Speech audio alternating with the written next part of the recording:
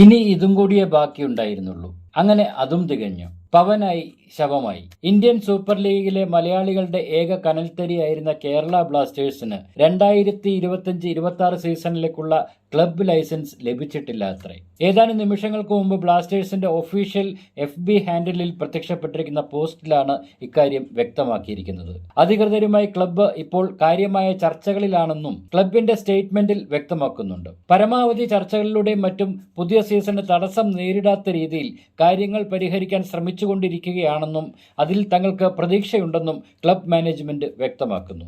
അല്ലെങ്കിൽ തന്നെ മൊത്തത്തിൽ അവതാളത്തിലായി കിടക്കുന്ന ഒരു ടീമിന് കൂനിന്മേൽ കുരു എന്ന് പറഞ്ഞതുപോലെയാണ് കാര്യങ്ങൾ. ഇപ്പോൾ ലൈസൻസ് ലഭിക്കുന്ന കാര്യം പോലും അനിശ്ചിതത്വത്തിലാണെന്ന് ചുരുക്കം. ഇതിപ്പോ വരാനിരിക്കുന്ന സമ്മർ ട്രാൻസ്ഫർ വിൻഡോ നീക്കങ്ങളെയും മറ്റും കാര്യമായി ബാധിച്ചേക്കാവുന്ന വിഷയം കൂടി ആയാൽ ഇത്തവണത്തെ പ്രതീക്ഷ കൂടി അസ്തമിച്ചേക്കാം. എന്താണ് വരും ദിവസങ്ങളിൽ സംഭവിക്കാൻ പോകുന്നതെന്ന് കാത്തിരുന്ന് തന്നെ കാണേണ്ടി വരും.